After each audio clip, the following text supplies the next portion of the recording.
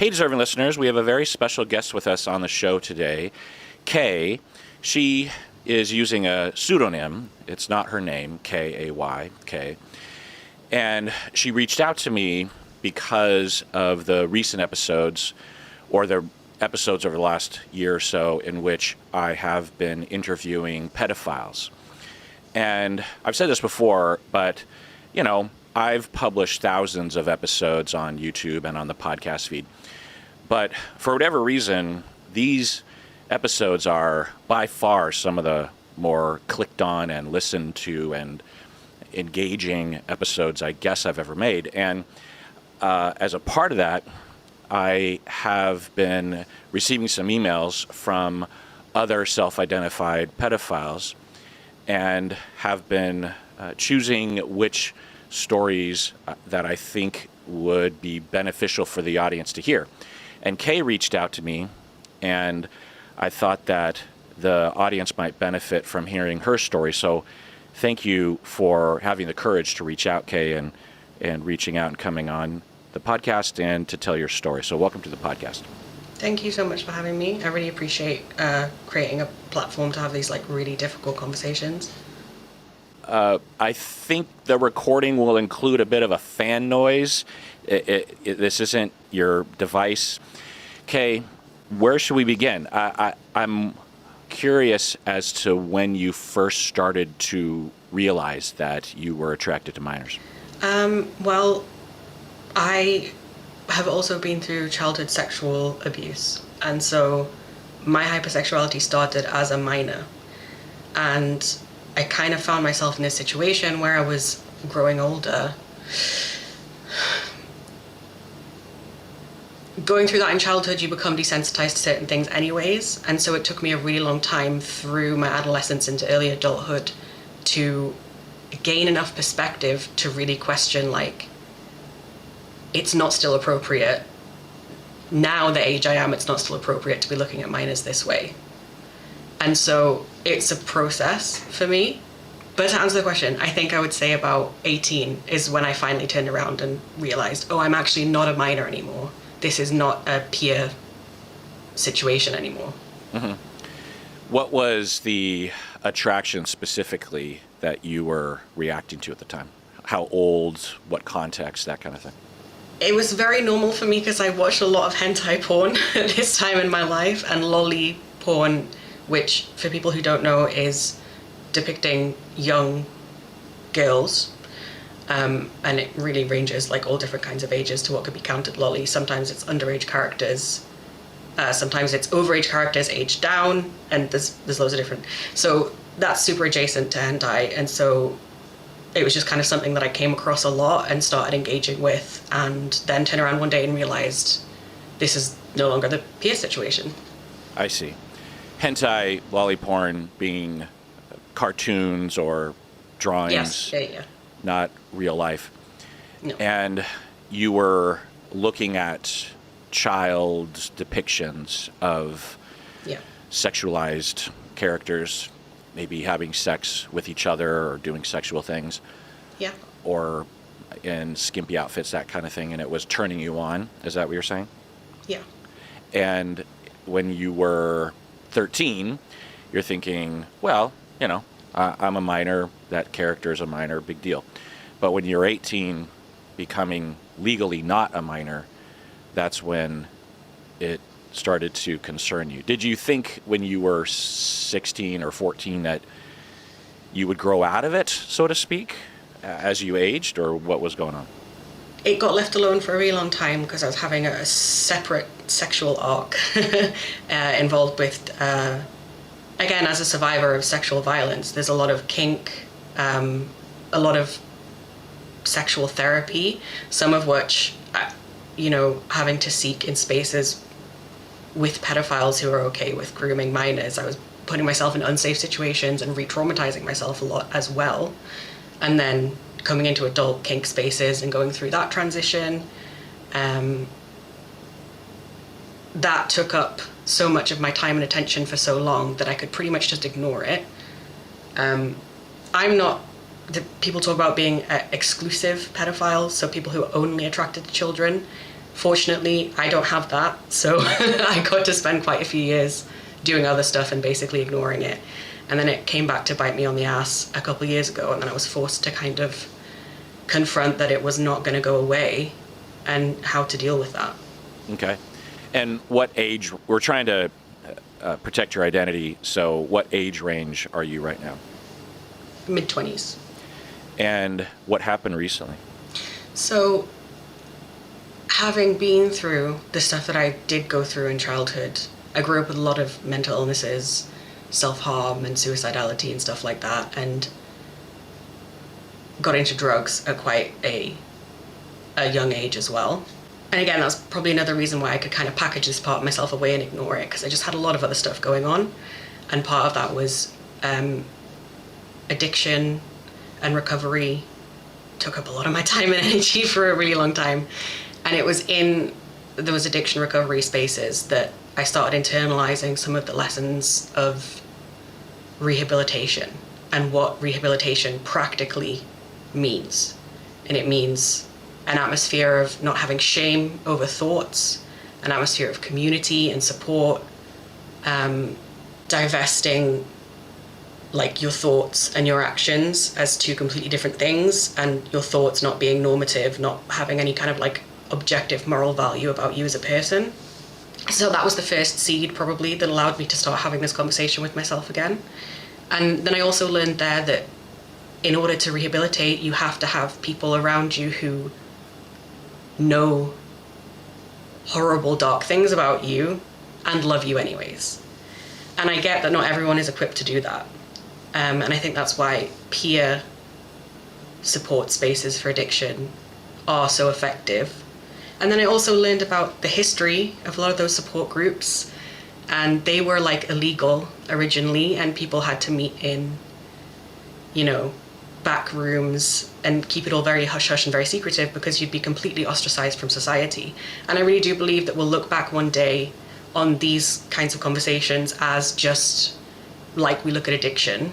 Well, not the same because it's not the same thing, but you know what I mean. I forgot where I was going with that. Well, so in your 20s, it sounds like you started to have the space and the safety and the wherewithal and the courage to recover from your childhood, both what happened to you and what you had done.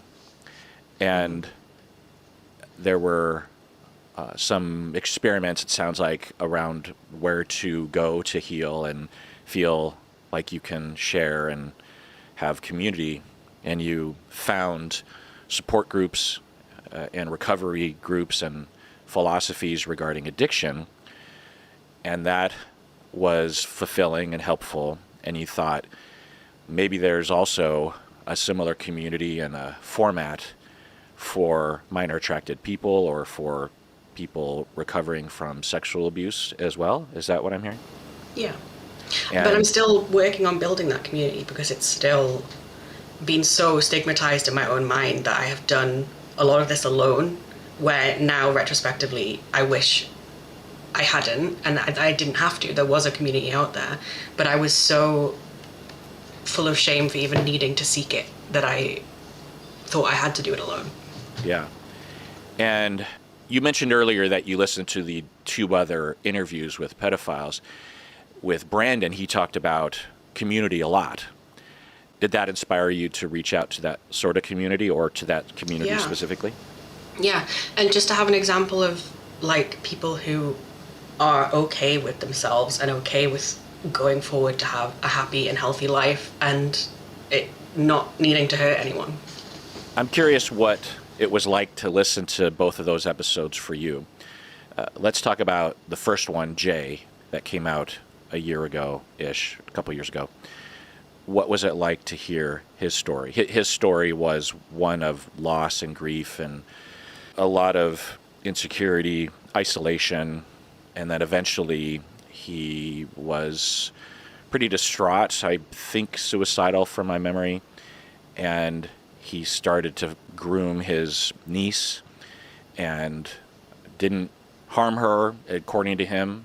Others might argue otherwise, but he tells his brother and and his brother's wife rejects him, and then his dad dies. There was just all this painful, but eventually he got to a place where he did find community and did find the non-offending, minor-attracted person's community and felt like he was at the beginning of recovery and therapy and healing and getting his life back or having a new life. And that's when he reached out to me to be interviewed. What was it like listening to that interview? Well, yeah, really impactful. I saw a lot of myself in it. And I think definitely really interesting just from a psychological perspective that we've come from really, really different places and ended up in the same place. One of the things that I've found really interesting so I also did sex work for many years. I was a dominatrix. And so I learned a lot from my clients about how like sexual fixations evolve from childhood and how fetishes evolve from like often seemingly innocuous events that kind of develop this sexual aspect to it. I think that it was definitely part of me bridging the gap between being able to accept one kind of story around this and another kind of story around this. Because if it's possible for me to live my life not like harming someone, but still, okay, let me word that better. By the way, for the listeners, I'm probably editing out a lot of silence, but I really like the fact that Kay stops to think. Not a lot of people do that. It's a sign of wisdom and maturity to think long and hard. Give it the amount of time to come up with what you want to say, because to expect us all to be able to, off the top of the dome, be able to fully and articulately express ourselves is unreasonable. So I'm going to edit out these silences because typically silences, people think that their phone has died. So, okay. How do you want to put it? It was very impactful, and it was part of me bridging the gap between if I can accept that I don't want to hurt people and that's not fundamentally at odds with who I am, then that can be true for someone else whose story is completely different from mine but who has arrived at the same destination. And yeah, it goes back to the addiction support groups. Is I just learned about how unhelpful some of those judgments can be, but then this really helped me contextualize it into this conversation. Right. In addiction, not so much now, but it's still around, but particularly in the past, it was seen as a weakness of your psychology or your morality or even your spiritual self. It was seen as you were letting the demon in or the devil, or you were choosing evilness, essentially. In more contemporary times, they would have seen it as just like someone who isn't smart or someone who just continually makes foolish choices. But the reality of addiction is obviously much more relatable for everyone, in that when we're traumatized and we have trouble with emotional regulation thereof, which is natural, and we've seen certain things modeled to us, and certain things are given to us neurologically. We develop a lot when we're in our teens, and so if we have that experience when we're young, it primes us for later problems. And it's a cycle that you wake up in the morning, and before you even use any substances, you're suffering, and then you take the substance and you feel better for a time, or you just don't feel anything, which is better than feeling the constant sorrow and pain and loneliness and anguish and distress. It's logical for people to seek that out.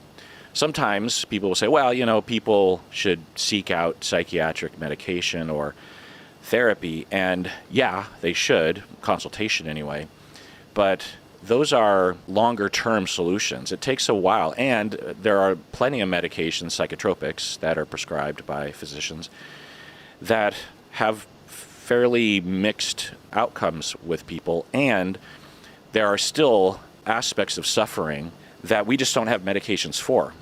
So it creates a cycle, and then the addiction kicks in, the habit and the dependence, and then you're using often just to stave off any kind of withdrawal symptoms. And then the problem is that once you hit a wall or you hit the bottom or you have some clarity and you want to stop doing it, the foundation of being able to get the motivation and the time and the energy to actually tackle such a task of recovering from addiction, the foundation requires us to believe in ourselves, to have support, to love ourselves, to think that we're good enough, that we're competent, that we're worth it. And often the kind of traumas that inform addiction in the first place were the opposite of that, so we don't necessarily believe that. And you have this massive cultural notion out there that you're just a no-good junkie, essentially. And that all that shame and internal, you're already starting out with a difficult task, but then you pile on all the cultural shame that not only just infects the soul, but it also prevents you from talking about it, reaching out for help, telling people around you, hey, I might need a little accommodation for the next few weeks because I'm going through something, or how do you deal with this, or whatever. Or I'm going to be a little irritable, I'm sorry about that. And so it keeps people in the addiction. So you went into that world and found, a big part of the reason why I can't recover or even face this issue is the cultural stigma, and I'm finding this group that fights against that, and I'm now, seriously challenging those ideas that I thought were a given. And it doesn't erase the pain and the difficulty with just recovery of substance use, but a big part of the barrier is now gone. And then you started to, I'm expanding on everything you're saying, by the way. And then you thought, well, what else am I taking as a given that is challengeable? Maybe the internalized stigma around being attracted to minors is another one of those things. Maybe I've been assuming that is true, that I'm a disgusting person. You said earlier that started to think, well, maybe I'm not a monster. Maybe I'm not, you didn't say that word, but maybe I'm not intending on harming people, because that is the association with minor attracted people, that all they want to do is harm children. They have no empathy, that kind of thing. And certainly there are those sorts of not only minor attracted people, but just psychopaths who lack empathy, and they don't care who they harm, and kids are easy targets often. So that does happen, but for a lot of people, maybe the majority of minor attracted people, they have the same empathy that everyone else does, and it doesn't mean that you want to harm or that you don't care. And so then you started questioning that, which releases you from that shame and from that isolation potentially, and then you start reaching out. Am I describing that path for you? Well, the key difference is I just had to choose whether I wanted to live or not. I was at a point where I couldn't ignore it about myself anymore, and I had the choice. And I've tried to kill myself several times over this already. It had become clear that I was not finding a solution. And, as with many things, repressing it doesn't work. It just bubbles back up. And I just had to question, do I fundamentally think I'm a bad person? Do I really think I don't deserve to live? And the answer was no. And so I was forced to seek help against my better judgment, knowing that there are plenty of people who are going to listen to this and still think that I deserve to die. There are plenty of people who are going to listen to this and just say, they're just not ready to even start having that conversation. And so I hope that my story as a female who has also been through childhood sexual abuse will help open that conversation for some people, because I had to get to a point where I was deciding whether to live or not. I just don't think we need to get to that point. I think that, there's a wealth of evidence that proves that harm reduction reduces harm. And so I view harm reduction as a really important step, the really important next step in having this conversation. Mm-hmm. Harm reduction regarding being attracted to minors?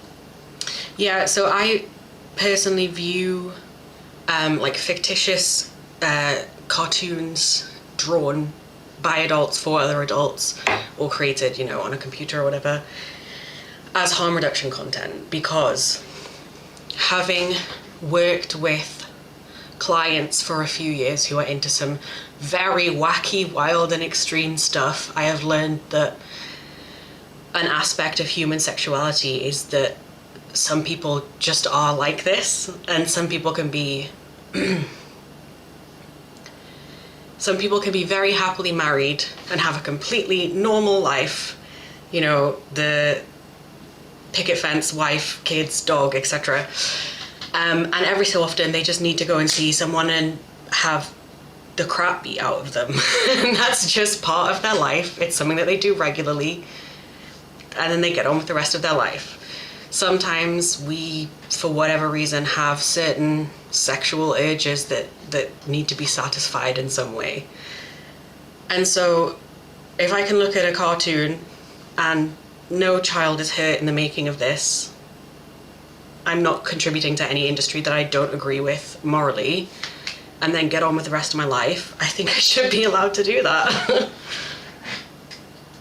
Yeah, there's definite debate even within the NOMAP, non-offending, minor-attracted people community. I've heard both things. Well, I think what you're implying is that it's harm reduction in that, yeah, it'd be nice, I suppose, if we didn't have to have this sort of thing, but it is a way for people to get their needs met without harm to children. Is that what you're saying? Yes, harm to themselves as well. There's a lot of other, you know, in child sexual abuse material, there's a lot of other harms that go on as well. I'm curious, have you been through treatment, therapy? What kind of therapy? Whatever, but also, you know, clinical help. Yes, I've had a lot of talking therapies, and I would consider a lot of the kink stuff I've done sexual therapy, although not administered by accredited therapists. Has the talk therapy helped? Yeah. How so? Helping me challenge what my values actually are and how to live in accordance with them, and challenge, even after I've come to a realization that I can live a normal life being the way that I am, there's still a lot of work you need to do around that. I still have to challenge the shame and the guilt, and it's really easy to spiral, especially when I know there are plenty of people in the world that literally want me to die. It's helped me unpack and cope with where my own fixations have come from too. So as a minor, I was very hypersexual. And that, for me, has to be related to my pedophilia, right?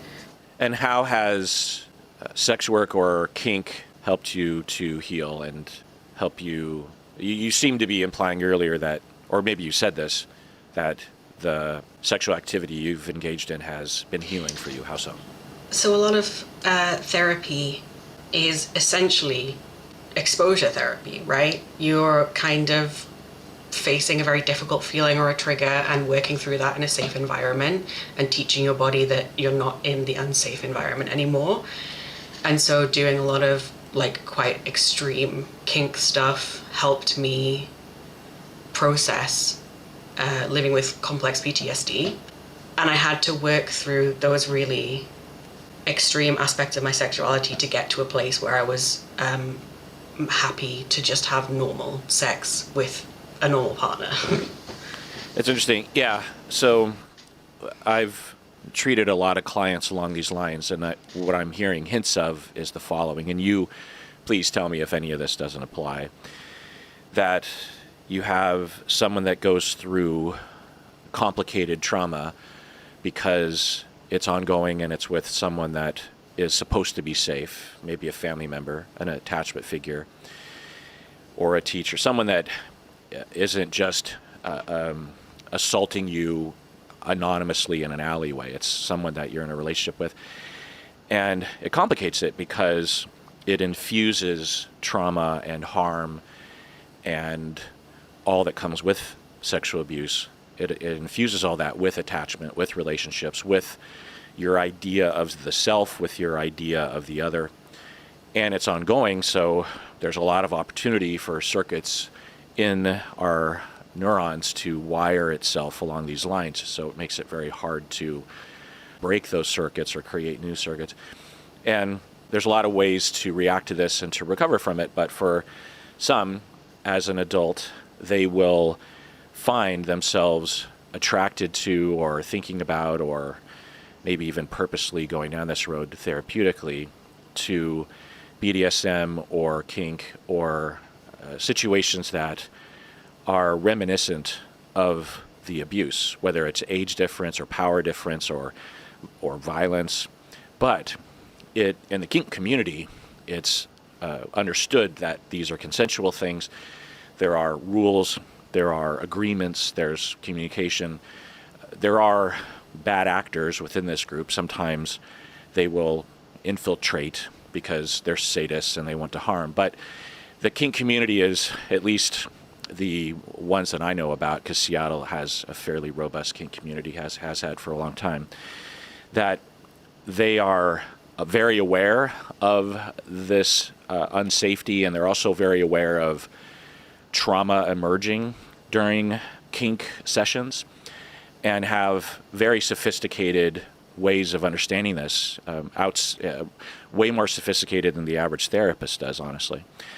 And the thought is, and there, certainly there are a lot of clinicians and researchers that are aware of this and write about it and research it to some extent, in that as you find yourself attracted to, because we have this mechanism in our psyche that Freud even identified, repetition compulsion, that sort of thing, that is attempting to heal by recreating. And sometimes that can backfire, right? If you are raped or sexually abused younger in life, without awareness and without a pathway, maybe without community to guide, mentorship, then we might literally create rapes where we're re-traumatized in an unconscious attempt to heal. But of course, it just compounds the trauma. But if you can recreate the scenario and you have power this time, and there's smiles and cuddling and eye contact afterwards, and you are doing it on your terms, it can have that exposure therapy nature to it. I would also call it a corrective experience. It's recreating the physicality of it or the relationship of it. It feels like it sort of looks like it, has the vibe. But this time, I'm not being victimized. I'm not powerless. I do have power this time. I chose to do this. I'm monitoring myself as I go through it. And I might even have an ongoing relationship with this person, building trust through this.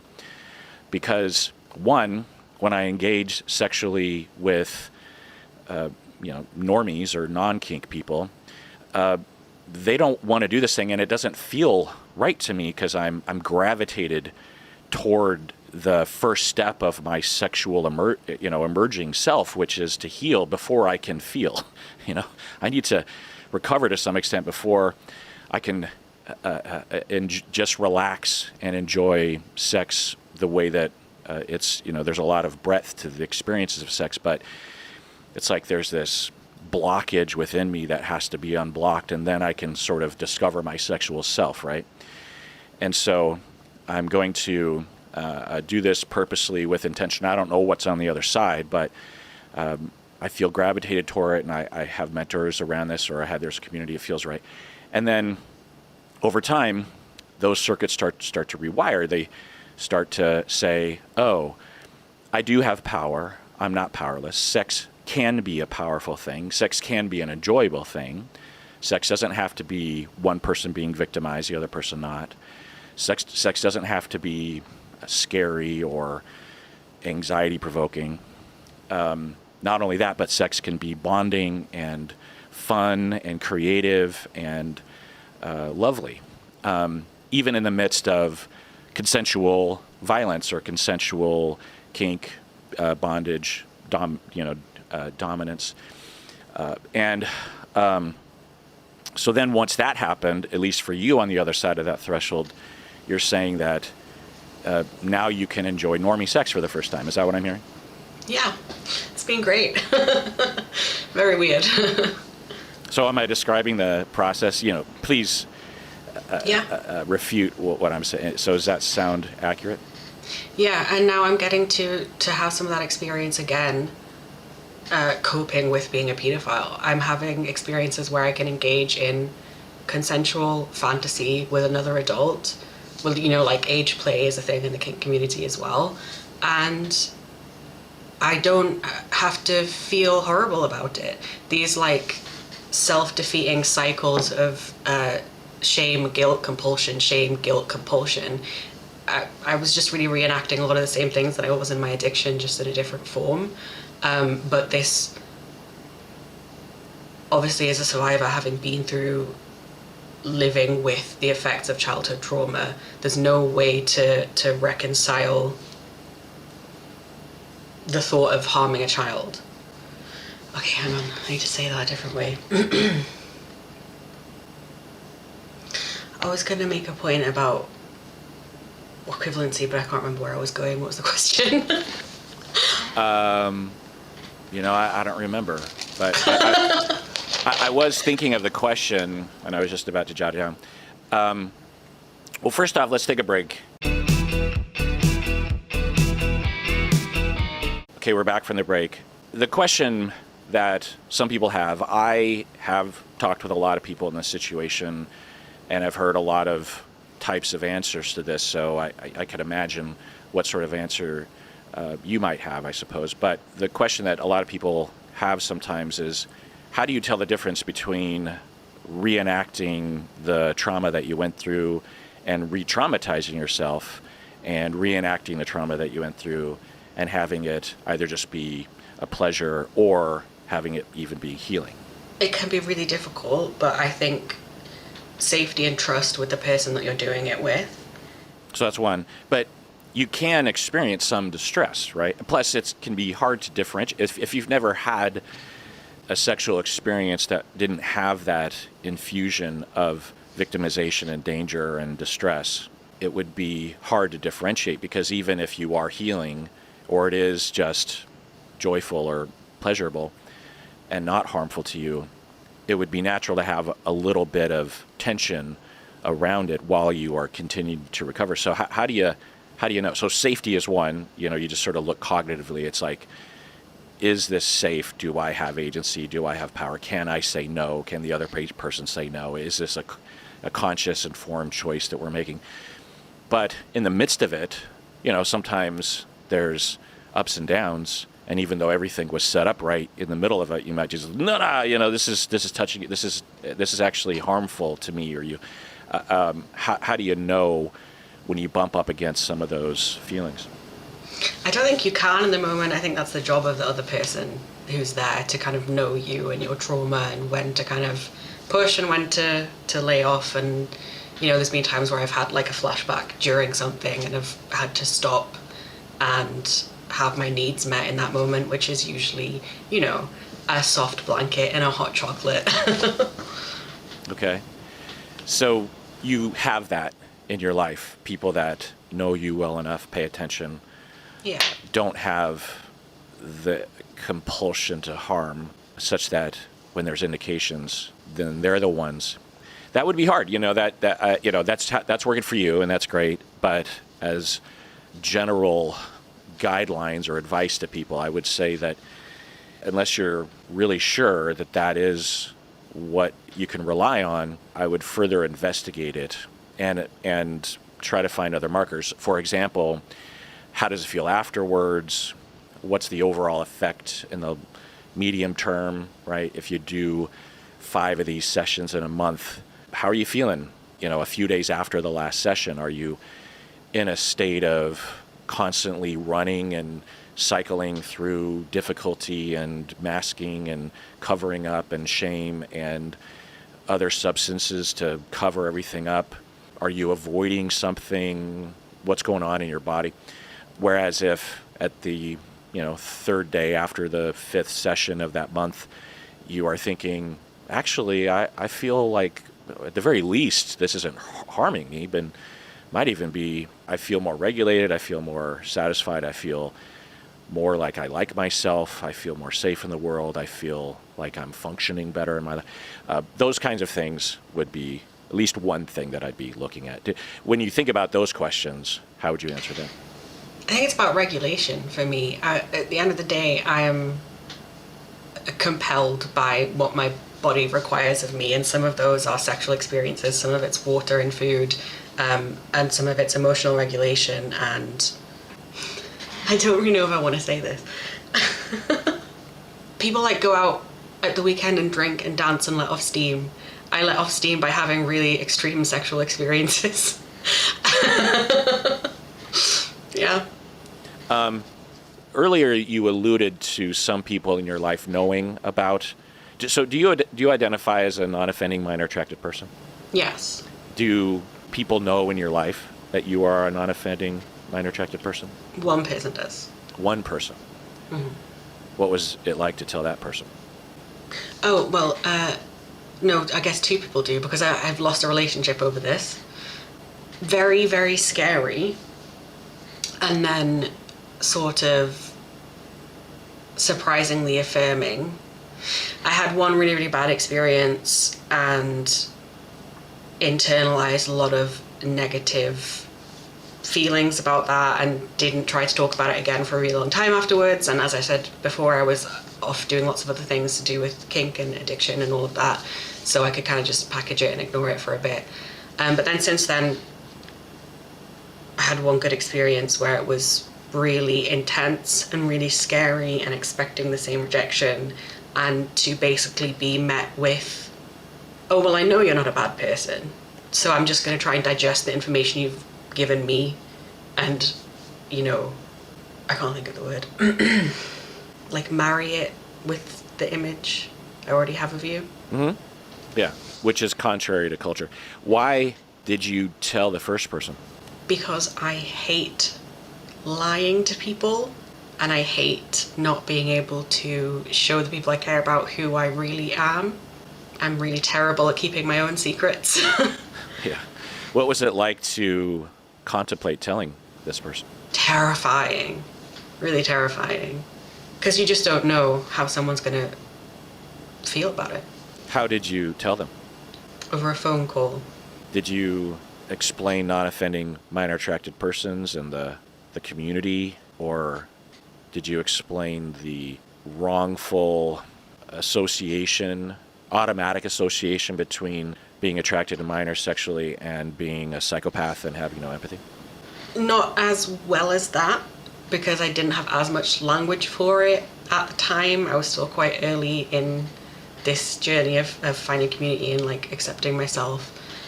But I basically relayed the same thing that I've told you, which is just that I was faced with a choice and couldn't accept that I was a terrible person. That person rejected you? Broke up with you? No, this is the one that went well. Oh, why did you want to tell the first so the first time it went well, the second time it went poorly? No. The second time was the good one. Sorry, Okay. I must have misunderstood. Yeah. So was the first person a similar motivation to tell? The first person, I was stuck at a time in my life where I was in addiction and going in cycles of suicidality and use, and it was tearing this relationship apart. And I think it got to the point where I just basically had to explain to them, like, this is the reason why I can't be alive, but I've got no balls to do it at the minute. Devastatingly, it wasn't that they necessarily thought that being a good person was completely at odds with being a pedophile, but it was the thought that I don't feel like I can be safe around you. So yeah, I suppose that association between, you know, having this attraction and the need to harm other people was the reaction that they had, and why they felt the need to withdraw from the relationship. Yeah, I lament the stories that people will tell me in your position, because you're trying to convince someone of something that they have been convinced the opposite so strongly since the day they were born, or since they started to hear people talk about minor attracted people. And it's hard to deprogram anyone on any issue. And if you're just in isolation, it's just a one-on-one conversation. Even if you're pretty good at explaining it, they will naturally wonder if you're biased and self-interested by explaining it in this other way. It's a monumental task, but the thing that I lament is, well, one, just the way in which people typically react, but also the lack of protocol or resources or help on how to explain things, how to help someone. Like one of the things that I've talked with people about is maybe have them listen to one of these episodes, or going to the NOMAP website. I can't remember what it's called, but there are minimal but some resources out there on what the community actually is like, that to show that it's not just me. There's a whole bunch of us that find ourselves tragically attracted to children, but we have empathy and we understand harm. We don't want to harm children, and so we don't act on it. Before I found this community, I hated myself. I was suicidal. You don't have to come after me. I'll kill myself first, kind of a thing, right? So I'm sorry it went poorly the first time. I'm glad it went well the second time. So I think what some people might wonder about is, have you harmed children in your past?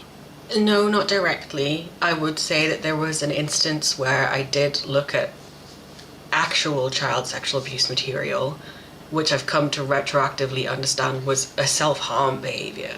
I was trying to give myself a reason to finally just go through with killing myself once and for all by doing something that's so fundamentally is so fundamentally against every moral and value I think I have, that I have no other option but to just finally, once and for all, it's done, it's over. But yeah, that's the only thing that I've done. Prior to that, did you have an impulse to look at CSAM but refrained because you knew that industry harms children, obviously? Actually, my first experience with this was from an adult pedophile who I had relations with when I was a young teenager, who showed me it, and I just felt really physically sick. And so I was never inclined to look at that again and again, because I'd seen other types of like hentai cartoons before, and lolly is very prevalent. It's very adjacent to that. So not really, haven't really had the urge. Okay. So the looking at child sexual abuse material, when you did do that, it wasn't out of an impulse of desire or sexuality. It was as a self-harm action, as a way to prove to yourself that, yes, indeed, I do need to die? It was both, because that's part of being a pedophile, is sometimes I'll look at a sexualized image and feel sexual emotions about it. I think it's important to note as well, for people that might have a really strong reaction to me saying that, is I don't look at children and have a sexual response normally, although I know that's something that people do experience. It's not my experience. It really does have to be sexualized. And so I sought out this material knowing that I would have a sexual response to it in a way that was self-harming. Mm-hmm. So do you participate in the online community? I dabble. I'm at a place now where I'm kind of happy and comfortable and have a lot of different sexual interests, and compared to when I was a traumatized teenager, a pretty low libido these days. So I drop in and out. I'm not super involved. Do non-offending minor-attracted people push back on your identification as a pedophile? Because I could see someone claiming that you aren't an actual pedophile, you're someone that was sexually... I'm not saying this, by the way, but I could see some people saying that you were sexually abused and became hypersexual, and you had experienced children being harmed, and that it became kind of a template. But for what they might call true pedophiles, when they see a child in the wild, there is at least the potential, if not the involuntary turn-on, even though the situation isn't sexualized, like at the beach or something. Have you ever heard people say anything like that? Not to me personally, although yeah, no, not really. That seems pretty silly to me because, people go about their life meeting very attractive people in all different states of dress. And I think about my clients that are fetishists, actually, when you talk about this. I have some clients who describe themselves as, for example, having a foot fetish. And what that means is I need to have feet involved to have an orgasm. And for some people, what that means is I look at people's feet out in the wild and get turned on. And they're very different experiences under the same umbrella, Yeah, I think what you're saying is, say you have a very vanilla heterosexual man and he has a coworker who, if he thought about it, was sexually attractive, but it isn't notable to him. He doesn't think about it often. Maybe the first time he saw her, it was something that he registered consciously, but since it's not the context of sex and this is a coworker and he has his sexual needs met from his personal life, it's not this compulsion, it's not constantly on one's mind that they're pushing back on. Is that what you're saying? Yeah, and that's from my perspective of having done a bit of work around this and having done a bit of healing. And if someone was going around having really strong sexual compulsions around children in normal situations, I would theorize that that's coming from a different place, that there's something else that needs to be worked through there. Because I mean, you can't go around at work with a boner. That's not appropriate, and it doesn't happen to many people. And if it does happen to people, they recognize it as being a problem, right? Right. That's the assumption that is wrong, that if you are a pedophile and you are attracted to children, then when you see a child anywhere, then you not only are instantly and overwhelmingly turned on, but you have a compulsion to harm. And certainly that can happen for some people. And as you're saying, you think it is some other issue, like they're still working out their trauma, or they have a desire to rape and harm. That's really the main thing. They're looking for people that are not willing. The turn on is, this is wrong, and this person will be harmed by this, and that's what's turning me on. Not that it's necessarily a child.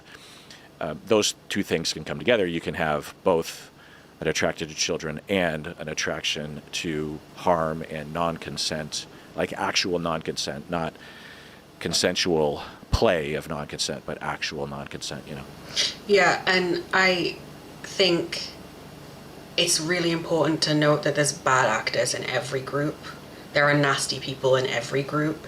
And I'm not going to die on the hill that every violent, offending pedophile can be rehabilitated, because I don't know if that's true. But it's certainly, from now knowing and talking to a lot of other people like me, it certainly does seem to be the minority in the community. Yeah, and that's a consensus among experts, that for the vast majority of potential offenders or offenders, once you get their overall life in a holistic way healthy, then they either have the resources to resist and or they don't even have the impulse anymore to harm. They still are attracted to children, but it's manageable. We heard from Jay in the first interview with a pedophile about him emerging out of a lot of pain, a lot of grief, a lot of mental illness, and how that was, potential foundation for having the resources to manage his life. One of the ways to think about it is that, like addiction, when your life is going down the tubes, you just want a distraction, and or you just say, fuck it, like life is almost over anyway, or my life sucks anyway, I might as well have a little bit of a jolly tonight, drink myself into oblivion. I know that life will suck tomorrow, but what does it matter? My life sucks anyway. Or no one cares about me, so what's the difference? I might as well just harm myself because that's what people want from me. So there's that way of helping people. So they could initially have a compulsion, but with treatment And it's not just practical things like, getting your finances in order, which can help, obviously, but it's about community and love and attachment and self-esteem and stability and sobriety often, or at least harm reduction of substance use, because substance use is associated with all sorts of ills behavior-wise. So, yeah. All right, let's take another break. All right, we're back from the break. So, Kay, what is it like, or is it even a thing, to be a woman who dips in and out of the NOMAP community? Very, very common. There's a lot of us. It shocked me how many of us there are. And again, it ranges from people whose story might be similar to mine to people who really haven't experienced childhood trauma and just had like a fixation develop. Meaning that the strong speculation is that they were potentially developed randomly into being attracted to minors, or they might have been even born that way. We can't know why we develop these sorts of things. We don't know why anyone has any attraction. There was a story that I wanted to tell about that.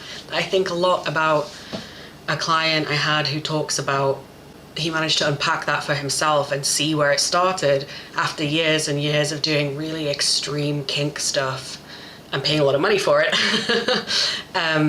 He kind of like traced it all back to coming into puberty a bit earlier than his peers and having all these really strong feelings that he was ill-equipped to deal with as a child in a society where you just don't talk about that stuff.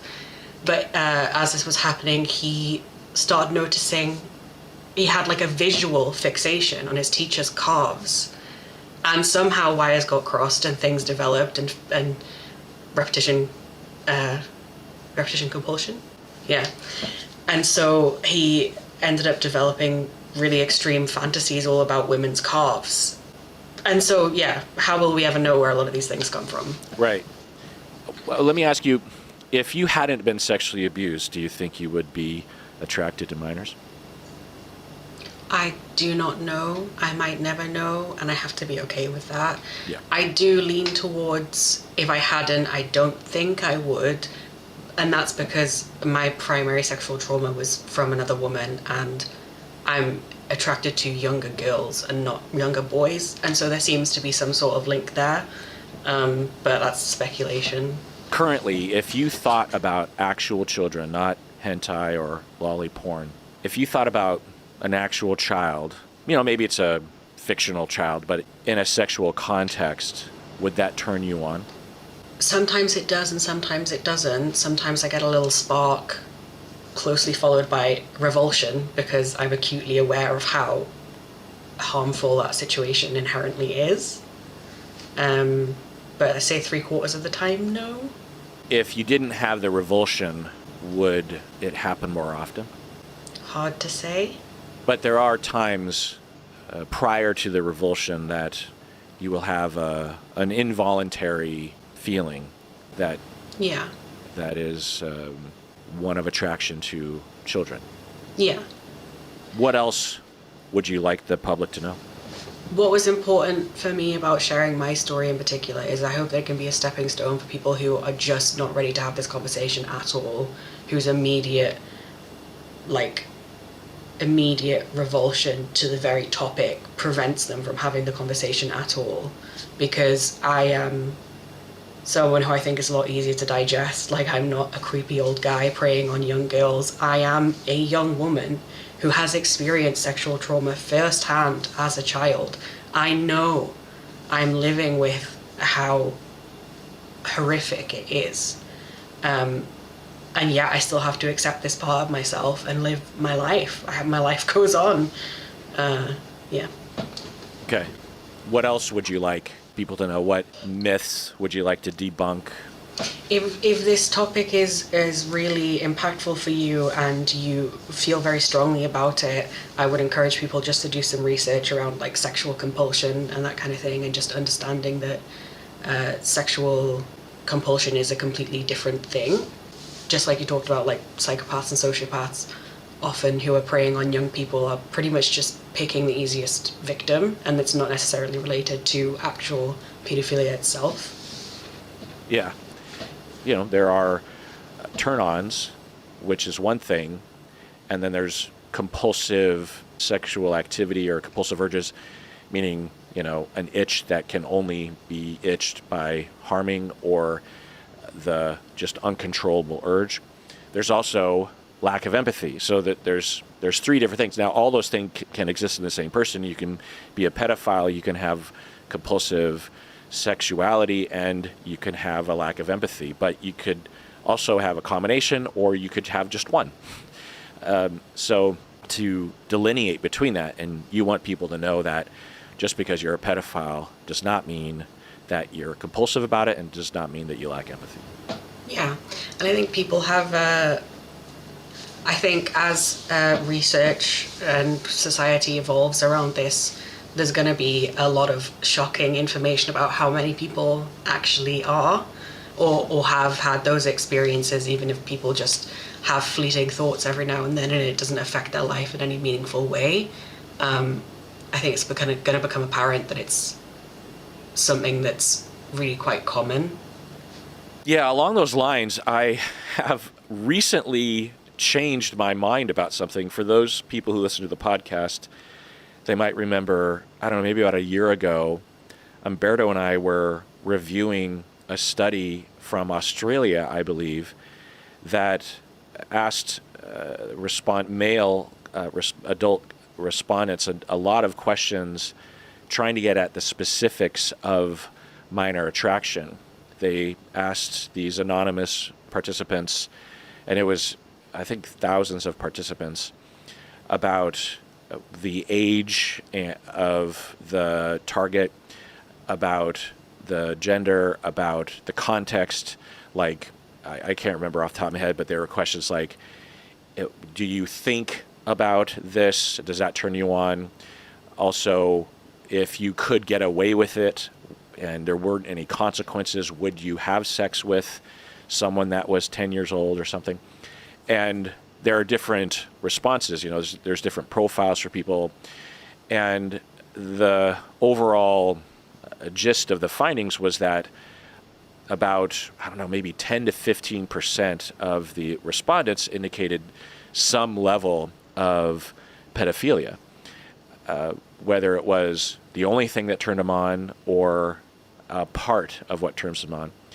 And the particularly shocking questions had to do with, well, if you could get away with it, would you do it? And a lot of, I can't remember the percentage, but it was a shocking high percentage of people. And in the episode, Umberto and I talked about it, and I critiqued it and was seriously questioning the methodology and the interpretation, and was generally just not a fan of it. I did conclude that, well, look, for trying to get out the idea that being attracted to minors is more common than people often think, then I'll stand behind that. That's fine. But to claim that 10 or 15% of men in Australia have these attractions, I just think is irresponsible, because there's just no way that's possibly true. Well, in the last year, for a variety of reasons, I am waking up to that possibility because I've heard so many more stories like yours, where it's a part of a bigger picture. And of course, the amount of stigma and shame, and stigma and shame doesn't really encapsulate the way culture reacts to someone that comes out as being attracted to minors. It's a death wish that society has. Someone will hear about a murderer and have a lesser visceral reaction than when they hear about a minor attracted person, even if that individual can credibly claim that they've never harmed a child before. It's just assumed that you have, and that you will, and that's all you want to do. And they just want, the things that you'll hear, rumor anyway, I don't know if this is apocryphal, but of all the hardened criminals that end up in detention and prison and jail, at least the story goes, is that you can do horrific, horrible acts on other humans, but if you have sexually abused a child and you're convicted and you go to prison, then the other prisoners will kill you, will figure out a way to harm you. So even the culture and the stigma and the hatred and the death wish extends into prisons among people that have, to some extent, I mean, aside from the people who just got caught selling weed a few times, there's a lot of people in prison who have done horrific things to people, So it's interesting. Also, there's a lot of stigma around victims of sexual abuse. So the victims as adults are walking around feeling stigmatized themselves and feel like there isn't enough support around the acknowledgement of what they went through. And so obviously they have a lot of anger at their abuser, but they also have a lot of anger at society for not listening to them. And so, it just comes out in this wish of death. And so with all of that hatred, of course, if you were attracted to minors, particularly if it was a part of a larger set of attractions, what is the incentive to tell anyone about this? What is the motivation for it? Of course, 99.999% of people would not share this with anyone, even on a survey, So if anything, the Australian survey was designed and administered so well that it actually made participants feel safe enough to admit something that is in all likelihood a lot more common than even I imagined last year. So, and maybe this episode with you will help in addition to that. Well, Kay, you are courageous to come on the podcast. We talked before recording about making sure that you understand the potential consequences of coming on the podcast and that you are doing so willingly. It's not just you telling your story, it's you putting yourself out. You're not giving your real name or you're not giving any identifying information, but if, someone were to somehow figure out who you were, there could be real consequences for your life. And when we have movements to further and progress our society in a variety of ways, including this, unfortunately, it requires people to stick their neck out early in the movement, such as yourself. So I want to thank you, and I want to thank you on behalf of the listeners as well. Thank you so much for having me and providing this platform. All right, well, that's the end of that episode. Everyone out there, please take care of yourself. Kay, why should people take care of themselves? Because you deserve it.